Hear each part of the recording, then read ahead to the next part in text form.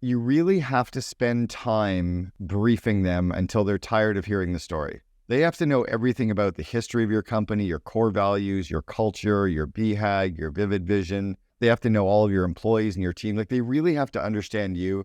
Then they really have to understand and be excited for this role and the opportunity.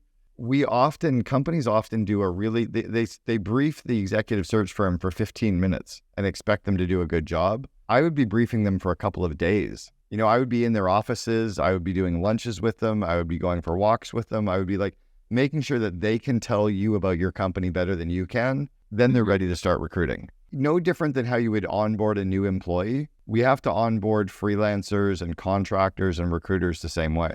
So, hey, Dawn, I'm glad you're here to do this live coaching call. Thanks for joining us. Yeah, thanks for having me. Yeah, this is very different. I've, been running a podcast called the Second in Command Podcast for years, where I interview people and I gain insights on their business. This is completely different, where we're going to do a real deep dive and probably a pure coaching or a mentoring call. So before we go live into the real coaching side, why don't you just give us a quick 1-minute overview of your company so anybody who's watching or listening knows what CivTech does? There's CivTech. We're a civil engineering company, but we focus primarily in the transportation industry. We're really in the transportation planning. Think, you're going to build a new city. How many roads do you need? How many people might live there? How many lanes might there need to be? Where would you put traffic signals? And then we carry that through to do the design side, signals, lighting, sound, anything that would come from a car. We're also very focused in what I would call the multimodal transportation, biking, walking, anything that gets a person from one place to the next, with a big focus too for us in transit. So the company expanded starting a few years ago into the Dallas market. We're up in Spokane, acquired a firm in Tucson, have a presence in Denver. And those offices are really being spurred along by what is more of a multimodal and transit focus. So we've got some great experience there, and that allows us to play on a much bigger platform, I would say nationally, versus our other traffic work, which keeps us more local in our local markets. Wow, crazy. Those are 4 very different markets too. I mean, Spokane and Dallas couldn't be any more different. You would think that, but where the home office is here in Scottsdale, so we're in Arizona, and really Spokane on that, Eastern Washington, Northern Idaho, we hit all of that from there. And from Dallas, we hit, Houston, Fort Worth, and we're even reaching into Austin. Those 2 markets are much more similar as it relates to our services, primarily because our work there is that we get a lot of opportunity from being a woman-owned business, and they both have percentages that tie us in a very big way. It allows us to meet clients and show them we do good work, and then we push through so we can, become our own prime consultants out there. Arizona has passed some laws that won't allow set-asides for any state funding, so that percentage is much smaller. So the way we have to win work in those markets, wow, Spokane and Dallas, similar. Arizona, really different. So different. Okay, that's really interesting. And how many markets are you operating in? We've got 4 markets we're in, if you count Southern Arizona as its own market, because it kind of is. But I wouldn't say we're really doing work in probably eight total markets. When you look at Utah, Nevada, Idaho, Washington, New Mexico, Arizona, Dallas, Colorado, right there. Kind of West Coast and Northwest, then, that kind of region. Right. And as much as we'd love to be in California, we've avoided that so far. Yeah, don't. Like, it's funny. I've told so many, and I just said that in a flippant way, but actually in all seriousness, I wouldn't even bother with California. It's so litigious. It's so bureaucratic.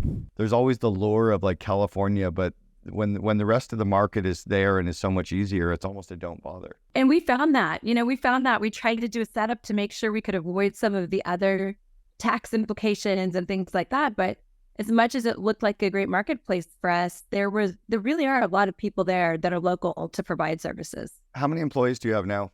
30. So to start off the coaching, what I normally do with all my coaching clients or mentoring clients is I get you to give me a quick update on what's going well, what's not going well, what you're working on over the next month, and where you're stuck. So why don't you just go ahead and do that as a quick update? I'll write down some notes and then we'll dive deep from there. Actually, what's going well is adhering to the growth plans in Washington and kind of the work out of the Washington office, and Texas and what's coming out of the Dallas office. Both had really well-written and defined business plans. Those business plans are being followed to the extent that there's some, what I would call shotgun approach still going on in both locations. That's happening, but work is going really well there. What's not going well, I would say, is if on the flip side of that is the marketing here in the Arizona office, the place we've been located the longest, have really the most clients and the biggest presence. And so we're losing some traction in one, potentially focusing on the other. The other real struggle for us is as we've grown and now we're supporting multiple offices is, it's always a process problem, but the process problem for us has been on the accounting side and creating an accounting platform that can work without what I would say limitations or maybe a single point of failure. Right now, some of our accounting functions have a single point of failure, meaning someone's sick and we're scrambling to figure out how payroll happens or those kinds of things. So a lot of effort there, a lot of brain damage around that, clients getting invoiced on time, procedures and getting everybody to step in line and doing the same thing at the same time for the company. What are you working on then over the next 12 months and over the next month? Are there any areas that you're really focusing on? Yeah, for sure. So the big push for me all year has been transparency around our work is project-based, meaning that we make money on people's time. Generally speaking, we're still a company that, an engineer bills X dollars for the hour. And we've not really been able to get past that, especially in the locations where we're doing more, call it city, state, federal work. They make you price everything by the engineer, by the hour, specifically how much that person might make in the hour. They review our overhead every year. They tell us exactly how much we can charge for that. And we're limited to a 10% profit margin. So everything gets really regulated in that world. And creating transparency where these project managers every day can see exactly how they're performing on their projects and making sure that we've got dashboards that are up to date, like real-time dashboards has been the focus. That's gone. It's been an adventure, but it's gone really well. And next year, the focus, because I only see more of that work coming for us, I think we're growing in that marketplace, is there's a whole bunch of, I think you could probably hear it as I'm talking about the regulation side. There's a lot of paperwork in the regulation. So I am working on automating a system so that we can do instantaneous reporting for the things like, they make us turn in things like a labor distribution report, how many employees here were billable versus unbillable. Does that unbillable time count towards something the government would allow for in your overhead? And how do we report that quickly? And so that to me is kind of the next iteration of trying to, it's all data, right? The data is there. It's just getting it all written into a platform where, again, we can put it in a dashboard. It can be seen on a daily basis. I'm guessing it's unbillable work as well. Like the government's requiring this, but you can't bill them for doing it, can you? That's right. So like I'm putting all of this stuff together. I can't bill them for it. However, it's always kind of on the back end. The time that we spend putting together anything that's automating our systems or processes, we can bill to overhead codes that they do recognize. Okay. But I won't necessarily get to build that into my overhead rate until next year. So the work that I did on this year, I'm talking about 2023, when we hit 2024, then they reviewed 2023. We agree mutually on how much overhead I had based on the things I'm telling you now that we have to put together. And then that becomes what is our overhead rate or our overhead multiplier. Interesting. So some things count, some things don't. Yeah, when we were building out what's called Gerber Auto Collision in the US, it's called Boyd Auto Body in Canada, we were doing a lot of work with the insurance industry, and the insurance industry wouldn't let us charge for specific things that we had to do. Like we would have to disconnect the battery as soon as we got the vehicle, and we would have to move the vehicle on the lot 3 to 4 times to different service bays. We weren't allowed to do that, but if we didn't disconnect the battery, we were going to blow up parts of the vehicle while we were working on it. So we had to do it, and they wouldn't pay for it. There were ways that we had to kind of work around that where we gave them a choice, or we would, you couldn't just blow up a car to prove your point. Are there any government grant programs or government tax credit programs that you're available for? The business we're in is available for the research and development tax credit, and I just did an op-ed on this. If you're interested, it's out there under the Arizona Capital Times. The amortization on that, it's crippling. So, we're of course fighting that. I didn't realize it was based on the expenses of the R&D tax credit, not necessarily the credit itself.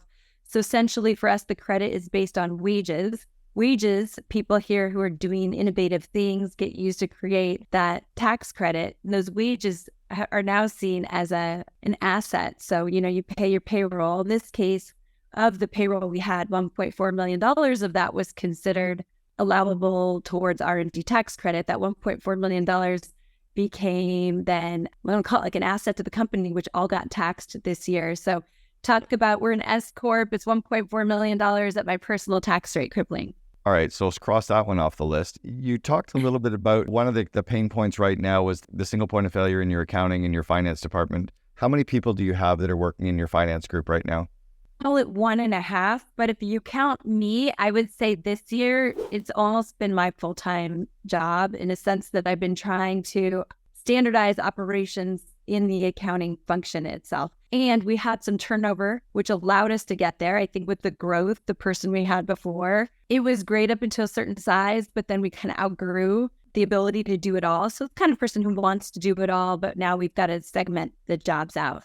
So what we've done is we've kept all the invoicing, the project management invoicing functions internal, but we've moved all of the typical reconciliation, accounting, those kinds of accounting functions to an external source. So I have an outside source doing that for us. And then I have an administrative assistant who's helping us on the receivables and collection side. And then I'm working on what I would call the bigger picture. How do we automate to try to allow us to do more with less people? How can we automate all of those functions? That's good. I'm glad you've actually outsourced some of it, because that's exactly where my question was going is, and have you looked at even getting a fractional CFO involved where somebody can actually, who's done it before, who's built these areas and maybe can coach your team or even oversee your finance person? Or is that something that you are really capable of doing?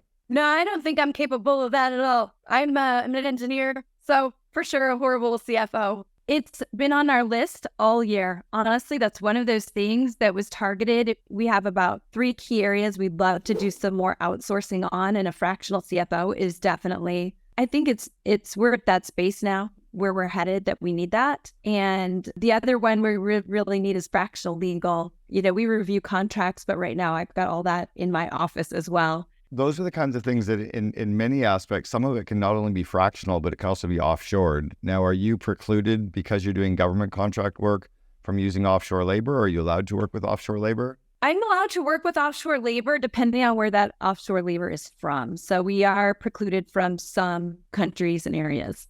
But you are able to work with some offshore?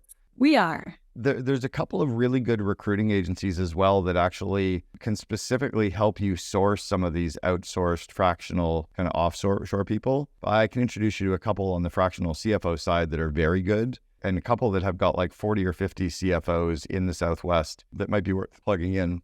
And you're able to build that out, correct? Yeah, I should be able to, because what we've been able to do is put that under a professional services fee. So we're able to show that because it's not really direct billable. So that's actually worked well for us, where some of the other things that in my industry people would typically offshore, like CAD services, that can get very complicated because then you're trying to show how that becomes billable labor. But these overhead services, I definitely can do. The one challenge we've had, so this is why I love it, and I know your network is big. The big challenge I've got is we use a product here that's very engineering specific, BQE Core. And I love it because it's created this great dashboard of transparency, collects the data, presents the data. The challenge I have is no one knows it. And so in trying to find some outsourced opportunities in the past, it's really no one wants to pick it up because no one knows the package. And you've looked on places like Upwork? I have. Yeah, that seems to be something that you almost even want to hire an executive search firm to get them to see if they can go out and source this person for you. Like, can they do all the research? But or is it the kind of thing that any of your current staff, do they know people that are good at this that are now, doing part-time work in it, or no? They don't. So my current staff is primarily engineers. That's probably been part of the problem with this whole thing of getting to a standard process on billing and invoicing. They all love doing the work, but this part of the job, no one loves. So that's been, its own separate hurdle. But no, I mean, really, it's been a struggle, even using some search firms that only search in this space. Yeah.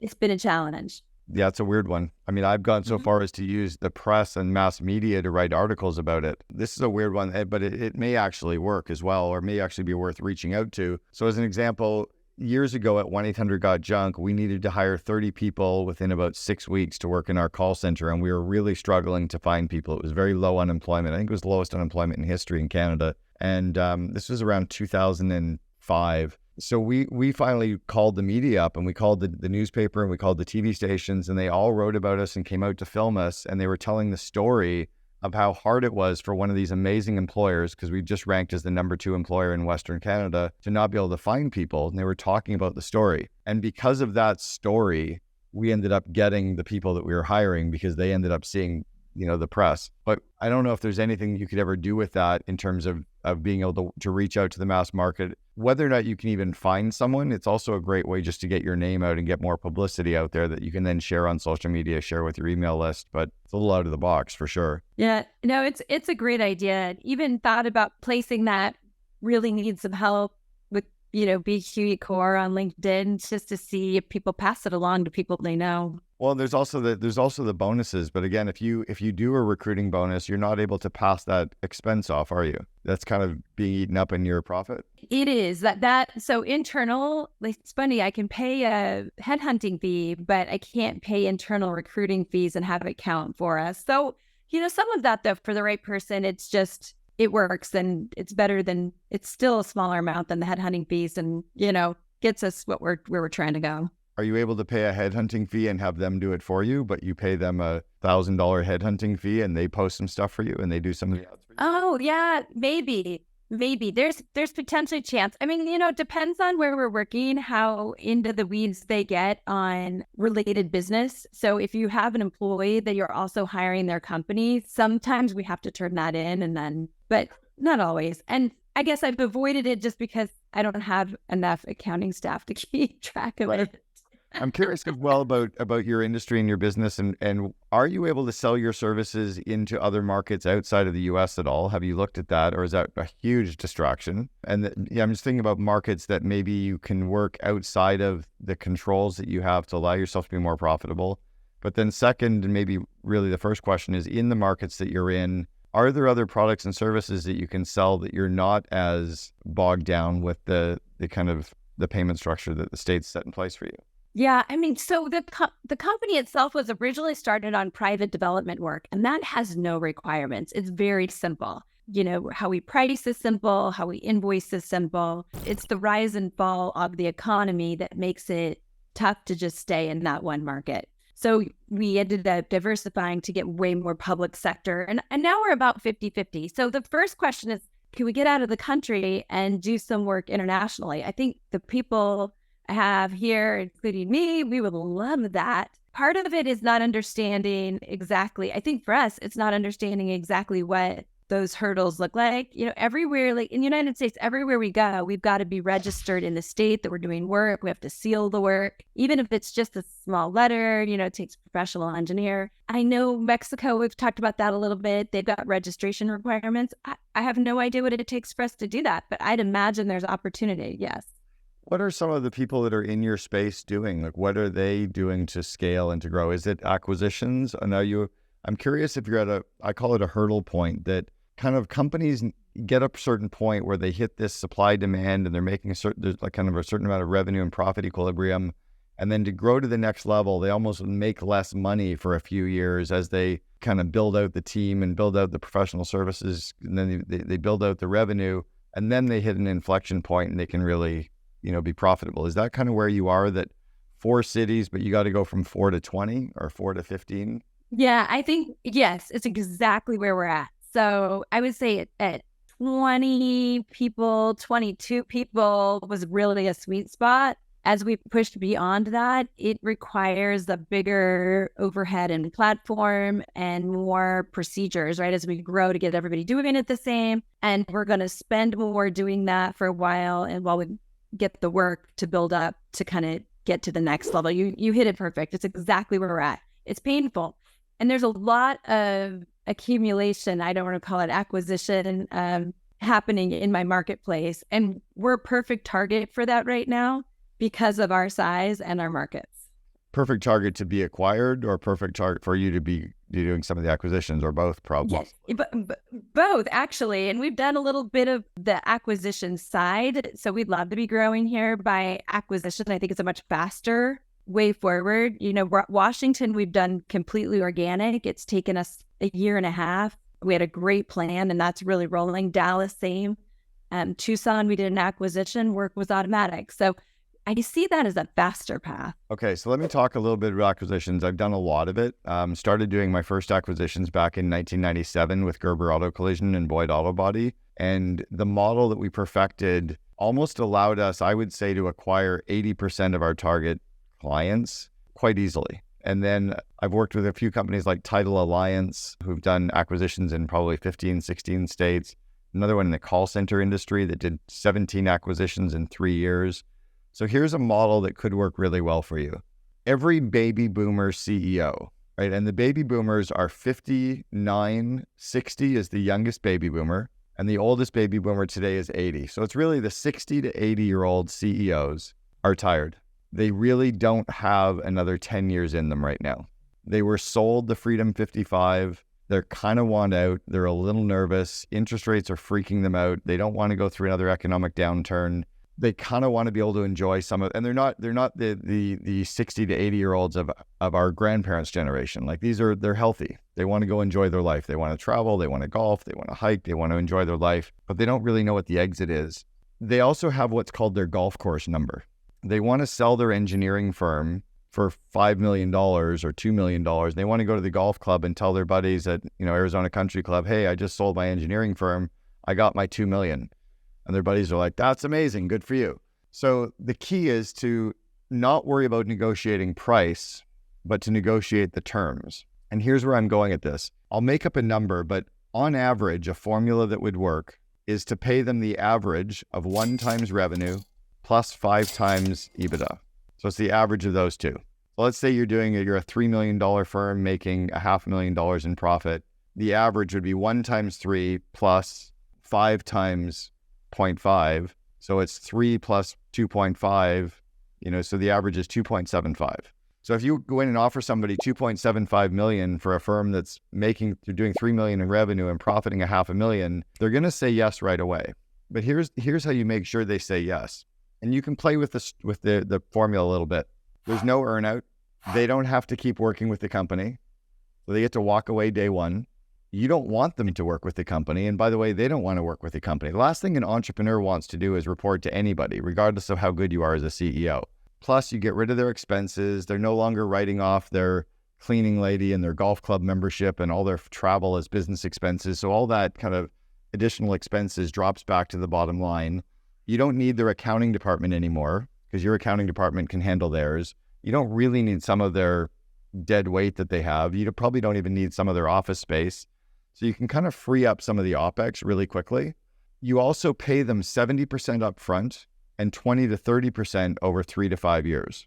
Generally over 3 years is easy. Most of them will take that over 3 years at prime. They don't even need prime plus 3. They just want to sell for the $2.5 million. If you can give them 1.8 now and 700,000 spread over 3 years in equal monthly or quarterly installments at prime, they're happy. They've got their number. If there's no earnout, they're willing to take a slightly lower price than someone else might give them. And the reality is you're not going to lose any of their customers. You're going to gain their employees. You're going to pick up the market share. You're going to gain some of their government contracts or whatever. But you also can buy your way to efficiency very quickly. Like you can buy the way from the revenue that you're at now to 2 to 3 times that revenue in 3 years. You can kind of get over that hurdle point really quickly. The banks will all loan to that. And the key is to work with a bank that's a small regional bank where you can actually go for dinner with the president. It's not like a West Coast bank. Like it has to be some Arizona bank or some Scottsdale bank or a Phoenix bank or a Tucson bank that you can actually go and hang out with the CEO of the bank and sit and talk to. And they already understand entrepreneurs because they are an entrepreneur. The key is to find a banker that's more entrepreneur and less banker. Most of them will take the equity that the owner is holding as equity in the deal. I watched somebody do 17 out of 21 target acquisitions using that exact formula. Now everybody else goes out and they're like, I don't want to pay that price. I only want to pay this price. And they all argue over price. So most of the deals fall apart. Or we say, okay, I'll give you the price, but you have to work for me for 3 years. They don't want to work for you for 3 years. And the reality is you don't even want them working for you for 3 years. So the deal falls apart. Or we say, oh, well, I'll pay you the price, but we're only going to guarantee you 70% of the price until we know for 3 years what happens. Well, they're worried you're going to screw up their company, even though you probably won't. So the deal doesn't happen. So the key is negotiate a price that's reasonable and don't spend all of your time and money and energy and legal and accounting fees on deals that fall apart. If you can negotiate a price that's reasonably fair and get them out of the way quickly with terms that they finance the second part of the deal, like an owner take back or a vendor take back, you're going to do a lot of acquisitions really quickly. And you could pick up, I'll just pick a number for fun, you could pick up every $2 to $3 million engineering firm in any of the markets you want to buy to, if the owners are in the 60 to 80-year-old age group using that formula. Yeah, that's great. I've got questions for you. Yep. Okay, so we did something similar in the Tucson marketplace. And the only requirement of the owner is to help find a replacement, right? We've got to get another person in there of knowledge and, engineering to kind of take over management of that particular office. I would find somebody, I would go and talk to Max Hansen at Y Scouts in Scottsdale, and I would get Max and his team to recruit a general manager or a vice president of operations of the Tucson operation. And I would pay the former CEO of that or the former owner of that location a consulting fee of $250 an hour to help in that market and give him a bonus of like 10 grand if he can find somebody. But yeah. I wouldn't keep them on a salary to do it because they're not going to do much. They've already got most of their money. But you get someone like a company like Y Scouts that is based in the market that you're based in, that is a culture-based recruiter that only recruits senior talent in the first place, they can crush that deal. You get another one based in Arizona's Kathy Colas. Kathy does a great job recruiting, and she does a really good job with mid-senior level talent. You get one of those two people and say, target this market, I think you're going to find somebody a lot easier than an owner is going to, is my gut. Yeah, that's great. And we tried recruiting firms too, and that's actually not really been all that productive. So I know Max, I can call him. Okay, well, here's how you work with recruiting firms as well. You really have to spend time briefing them until they're tired of hearing the story. They have to know everything about the history of your company, your core values, your culture, your BHAG, your vivid vision. They have to know all of your employees and your team. Like, they really have to understand you. Then they really have to understand and be excited for this role and the opportunity. Companies often do they brief the executive search firm for 15 minutes and expect them to do a good job. I would be briefing them for a couple of days. I would be in their offices. I would be doing lunches with them. I would be going for walks with them. I would be like making sure that they can tell you about your company better than you can. Then they're ready to start recruiting. No different than how you would onboard a new employee. We have to onboard freelancers and contractors and recruiters the same way. That makes sense. We have like a booklet put together, but I've not really tried the whole let's go to lunch and talk about it. I think that would make a big difference. Yeah, I would do a booklet and I would do a video, but I think it also has to be like, it's kind of like the little engine that could. It's like, I think I can, I think I can, I think I can. If you think the recruiter knows enough about your business, they're going to fail. You have to know for sure, absolutely. Like, if I had a gun to your head and said, I pull the trigger if they're not successful, you'd train them differently. If we had a gun to a kid's head, we just don't. So we give them a booklet and we think that's okay. They're not going to read the booklet. Like, they'll skip through it because they're busy, right? And you're a number. But the ones that they really work well with, and this isn't just Max, but it's any really good recruiter works really well when they feel like they're a part of your company, but it's our job to suck them into our vortex. The key with doing acquisitions is to remove every obstacle that the seller might have. And we think that the most important thing to negotiate is price. It's often the least important thing. If we get all the other stuff done, and if you could buy 6 out of the next 7 companies you talk to, that's way less expensive than acquiring 3 but having to talk to 20. The amount of time and energy and legal and accounting that you waste on talking to 20 that never happen, I would rather pay somebody a little bit more and land 4 out of every 5. So how did you find the companies you guys were targeting to acquire? So what we did is we identified the markets that we wanted to scale in. This is what's different about corporate locations versus franchising. In franchising, you tend to go where a franchise prospect is. Like if we got a phone call from Buffalo, we're selling a franchise in Buffalo. In the corporate acquisitions, we picked the DMAs that we wanted to go into. So we would pick as an example, Scottsdale. And we would say, we're going to go out and find the top 10 auto body shops in Scottsdale. We're now going to identify the top 3 that have the best brand, the best customer reviews online. They do the great revenue. They work with the most insurance companies. Like they're the good brands in that market. Then I went out and talked to all 3 of them. And I said, I'm either buying you and I would tell them, or I'm buying Bob, or I'm buying Fred. I'm buying one of the 3 of you. And if none of the 3 of you sell, I will open my own corporate location in this marketplace, but we're going to be in this market. So you're either going to sell to us or you're going to compete against us. If you sell to us, here's the number. And I wrote it down. 1 times revenue plus 5 times profit, divide by 2. No earn out. You get to walk away day 1. We're going to keep all your employees with us and we'll give you 80% upfront. So you'd write the deal on a Post-it note.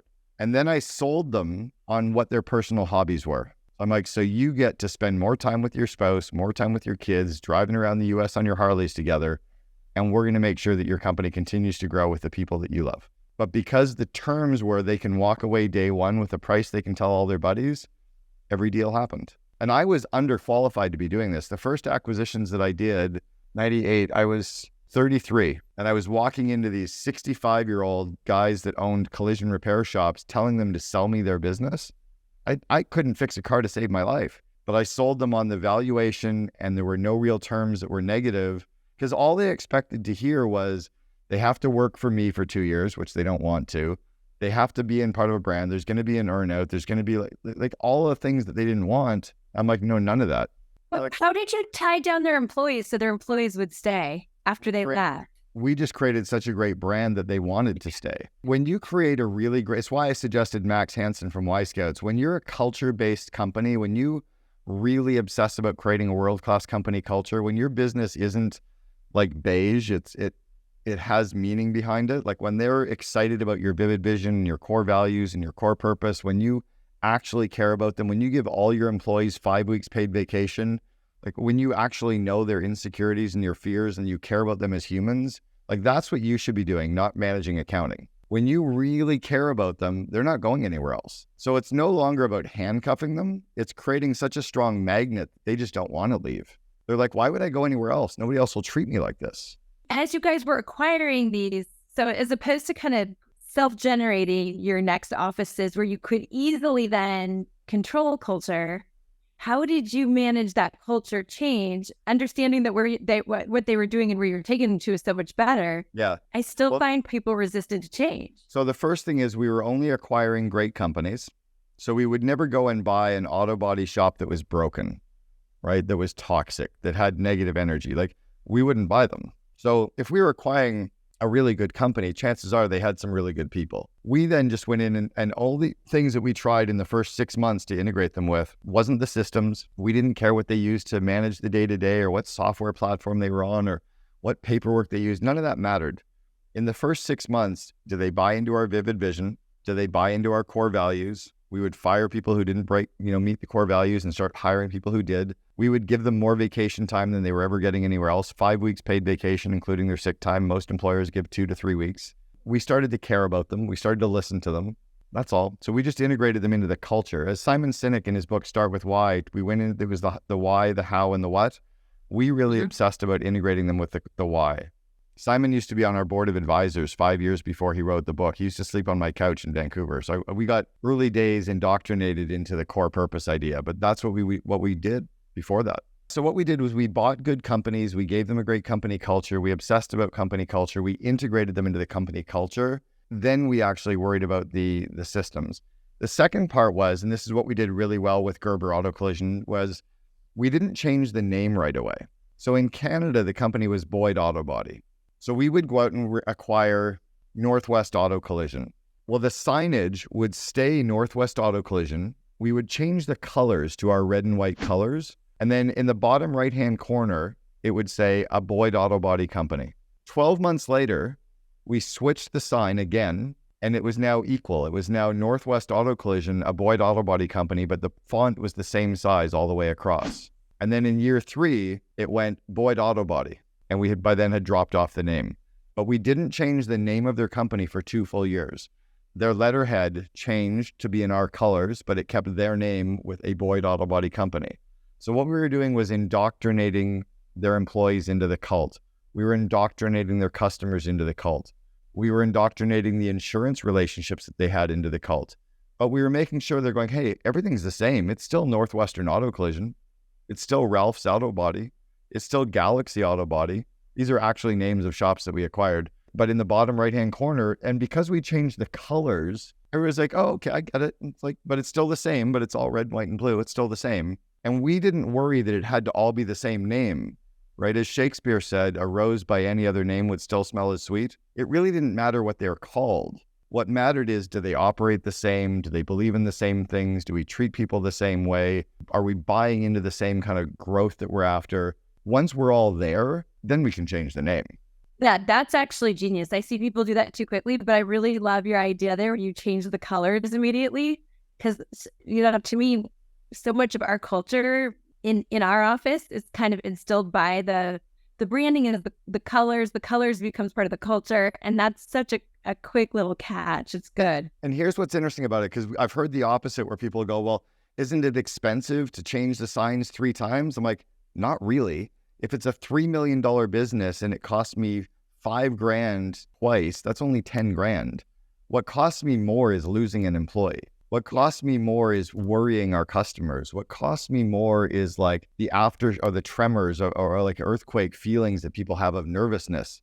So if I think about Maslow's hierarchy of needs, I want to build that safety and security and that trust. Well, the trust is the name is staying the same. The people are staying the same. The systems are even staying the same. The color changed, no big deal. So you kind of like, we're just going to ease them into it.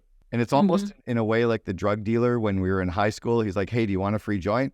Hey, do you want another free joint?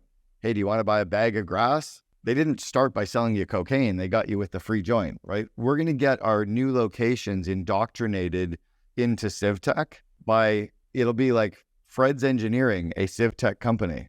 And then what's your colors? What are your branding colors right now? We're blue and orange. I think the orange behind me. I'm glad you have the orange behind you. If that was not your company color, I was going to lose my parts.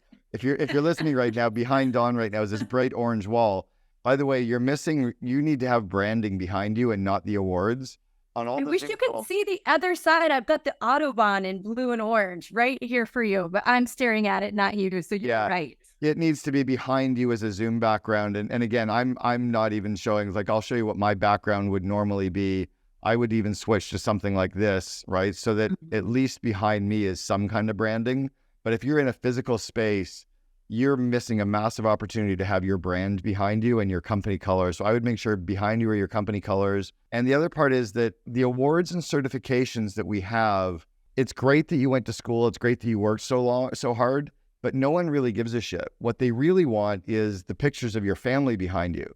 Like, I would rather see the pictures of your family behind you that are big, because that's what we connect with, right? I connect with you and your humanity and your family. The stuff that's behind us is a very 1980s way of the confidence I have in you is getting to know you as Dawn and who you are and seeing your brand. It's not so much some, corporate seal that we've got a certification from some school. And I tell doctors this, I tell chiropractors this, I tell dentists this, like, stop using the name doctor because that's creating a barrier between us. Use the name Dave and Kelly. Like, let me call you by your real name. Let me see who you really are. But I totally agree with you on the engineering side too. We're, as an industry, and this is, in many ways, we're in a huge disruption. I think AI, for a lot of us in engineering, is going to create a disruption because AI is going to be able to replace a lot of the jobs that we have. Probably not our jobs, but some of our employees for sure. But we're also still stuck in a process that we haven't moved off from. And I think largely that's what makes engineers the engineers. They're very resistant to change.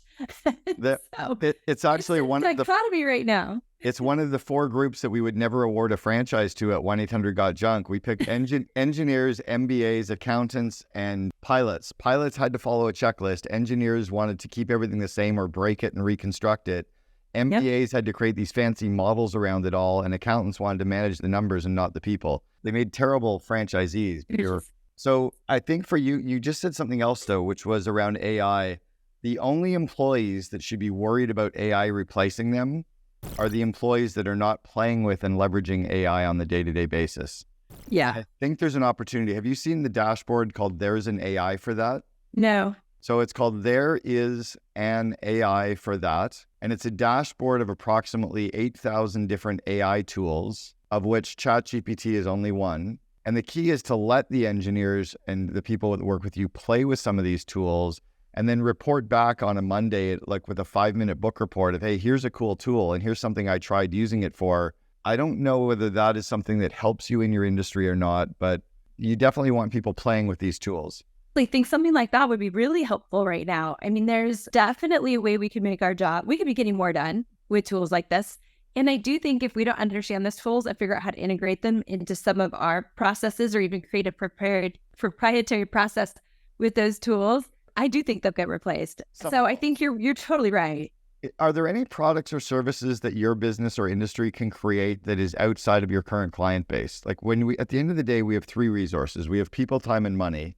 And can you create products or services with those people, time, and money that you could sell that are to the outside world or that are to your client base but aren't necessarily being paid for by government?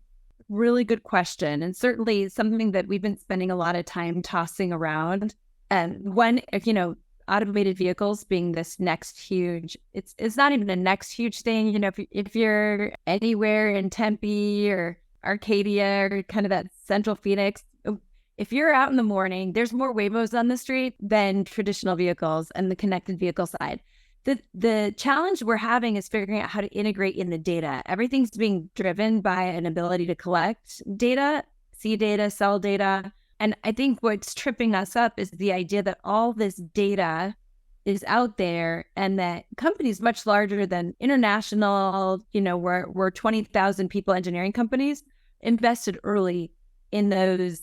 They saw it, they had resources, they went after it. And I think as a bit of a smaller player in that market, trying to figure out that niche, like where we can wedge ourselves in, has been a little bit difficult with how fast the market's moving. So I'd love to figure that out. Well, and I'm not sure if you have to figure it out or if your R&D can stand for rip off and duplicate. So the hard thing about engineers is you're one of the really smart cohorts of people who try to figure everything out.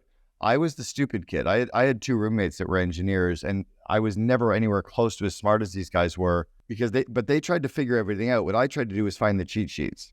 I tried to find the teaching assistant who would give me a copy of the exam the night before the exam, and we'd go for beer so that I could then have a copy of the exam for 12 hours. Meanwhile, they'd been studying for 6 weeks. I'm wondering if there's companies out there that are doing stuff that you can just R&D what they're doing. Have you heard of a company out of Kansas called Rhythm Engineering? Mm-mm. So Rhythm does all the traffic signals, and they do multiple countries. But when you show up at a stoplight and you see the gray boxes on the side of the road, it's their software that are in those gray boxes that are counting traffic flow and deciding when the stoplight is to go red, yellow, and green. Got it. So they're doing the predictive signal controls. Yeah, have been doing it forever. I used to coach their CEO, Reggie Chandra. I coached him about 10 years ago. That's the kind of stuff that I think you in the civil engineering and traffic engineering or side of space is to be looking at businesses that are in and around your industry to think about what can you be building or developing that is different or ancillary to where your core competency is right now. And I remember years ago, a client of mine in Vancouver they were a really great graphic design website shop. They built websites. And then finally they're like, we're going to kill ourselves if we have to build another website because it's constantly find another client, build another website, find another client, build another website. And they realized that every website they were building had a shopping cart.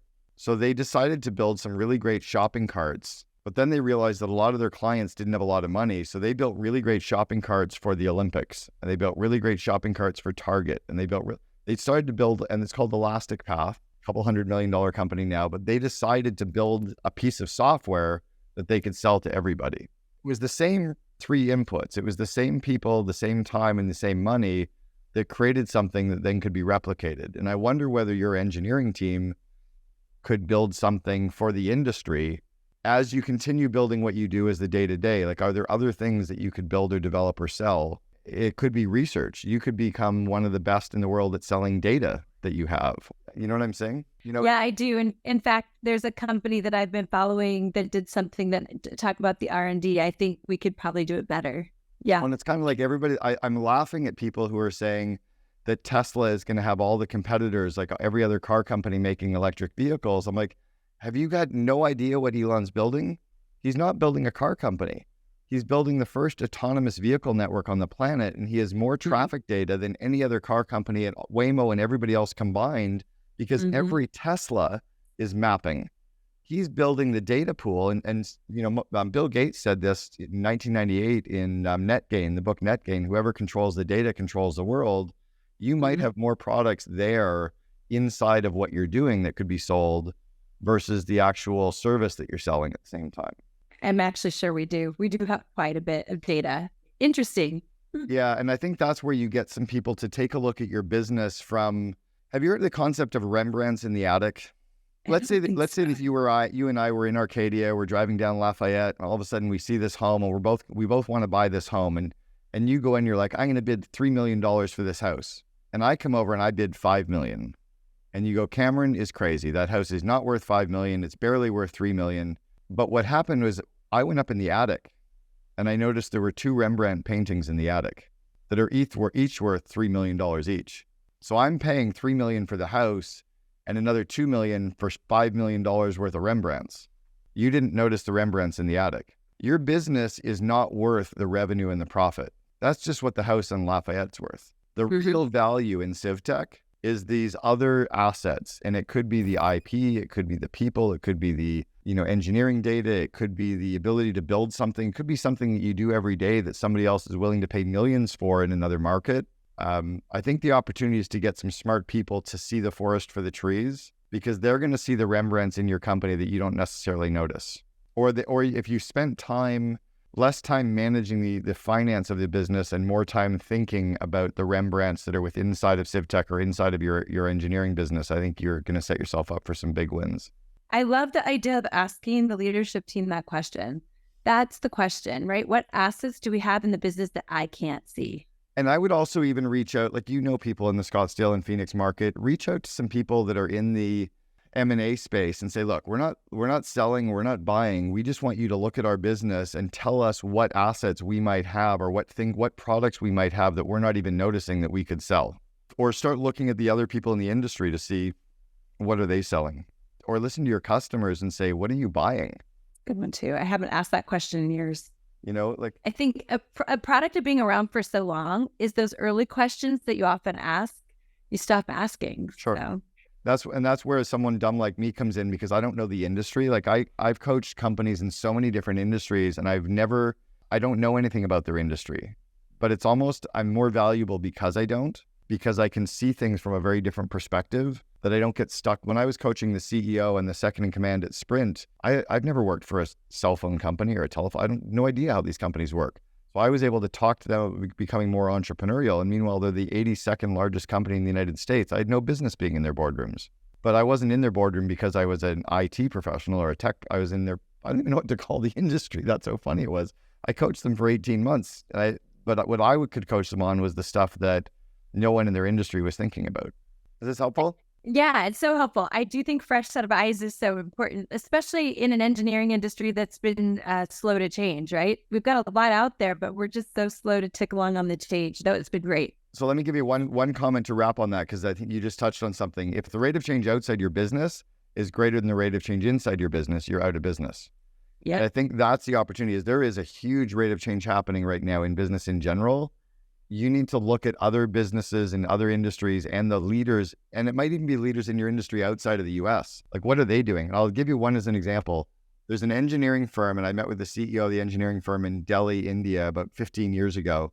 They make all of their money not in engineering, but in real estate development. They know where all the highways are being built. They know where all the off-ramps are being built, and they're doing all the real estate development 10 years before that stuff happens in separate companies, all legally, all above board. We do know that. Well, if you know where the off ramps are going to be, then I would be starting to do some real estate acquisition and some packages in that space. You'll make a lot more off that than you will off engineering. There's no doubt. I got to jump. Don, thank you so much. Appreciate it. Hope this is all helpful. It was wonderful. Thanks, Cameron. Your business deserves to have a successful year. The core thing that you need to do is really clearly articulate a vivid vision and communicate that vision to your customers, your employees, and your suppliers, so everyone is completely aligned. That inspirational value that comes off of vivid vision will be massive for you, Click this video below and learn how a vivid vision will be really powerful to help you grow your company.